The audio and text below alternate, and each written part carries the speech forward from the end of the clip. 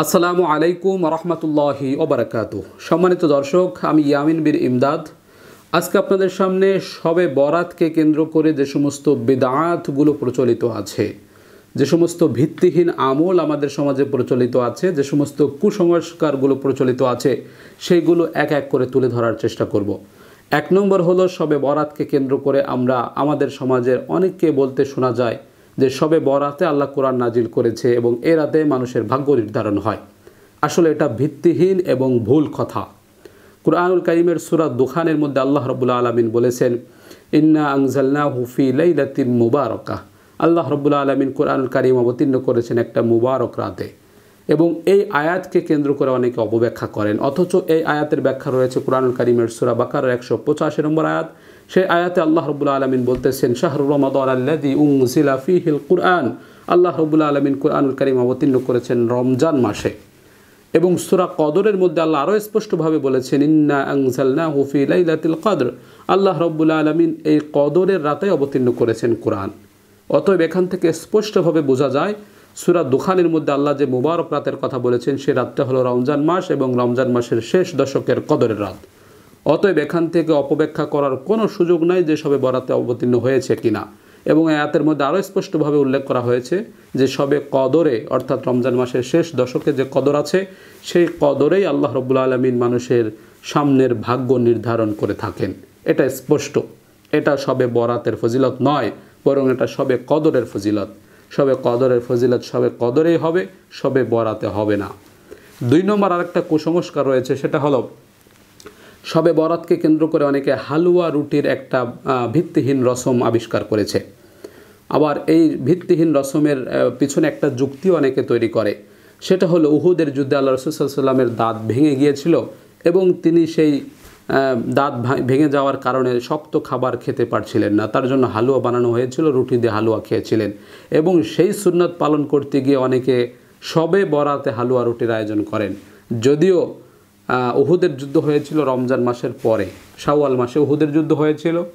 অথচ আমরা বাঙালি শাওয়াল মাসের আগেই, রমজান মাসের আরও 15 দিন আগেই আমরা এটা উদযাপন করে থাকি।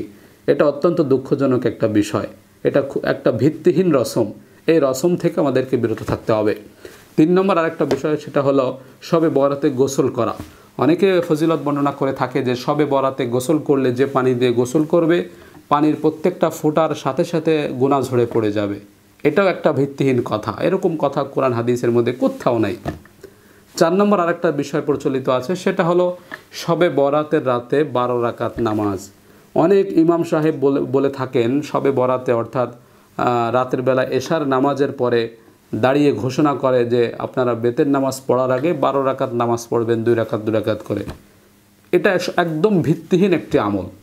এরকম 12 রাকাত নামাজ পড়তে হবে কোথাও নেই, কোরআন হাদিসে কোথাও নেই।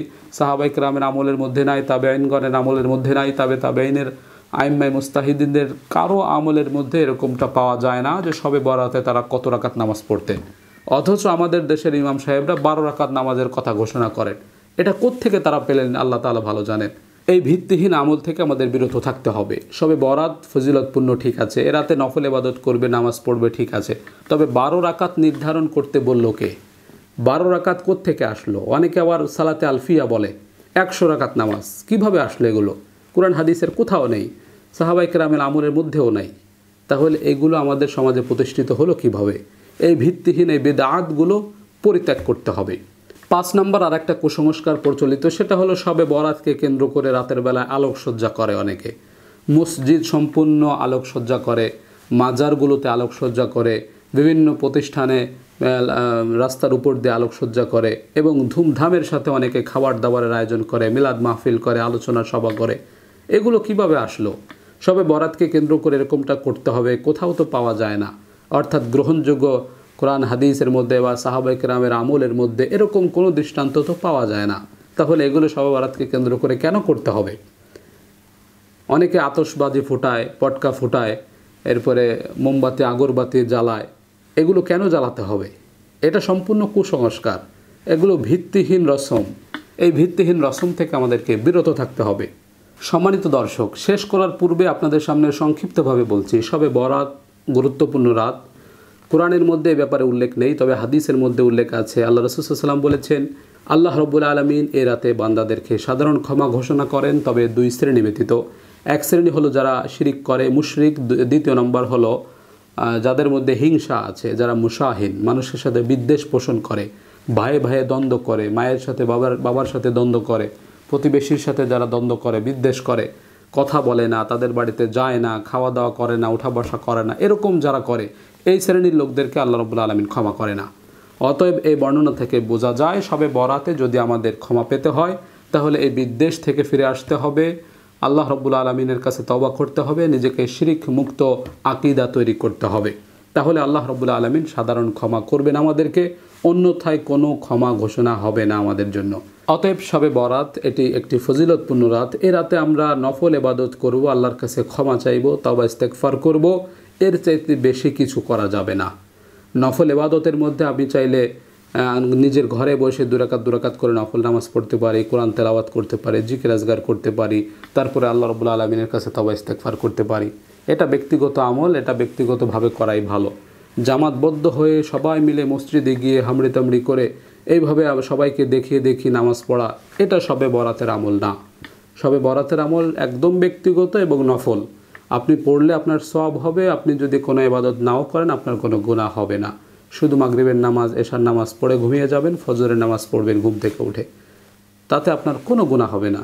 আপনি যদি চান যে আপনার আমল নামে আরও কিছু সওয়াব বৃদ্ধি হোক, তাহলে আপনি বেশি বেশি নফল ইবাদত করবেন, কোরআন তেলাওয়াত করবেন, জিকির আজগার করবেন, 2 রাকাত করে নফল নামাজ পড়বেন, এবং আপনার ধৈর্যে যতটুকু কোলা আপনি ততটুকু করবেন। এটা 12 রাকাত বা 100 রাকাতের মধ্যে নির্ধারণ করা যাবে না। আপনার মনে চাইলে 2 রাকাত পড়বেন, চাইলে আরও বেশি পড়বেন, আপনার যতটুকু মনে চায় আপনি ততটুকু পড়বেন, আল্লাহর কাছে তওবা ইস্তেগফার করে মাফ চাইবেন, বাস এতটুকুই শবে বরাতের আমল। এর চাইতে বেশি কিছু করে, বিদআত করে, কুসংস্কার করে আমাদের কোনো ফায়দা নেই। আল্লাহ রাব্বুল আলামিন আমাদেরকে বোঝার তৌফিক দান করুন।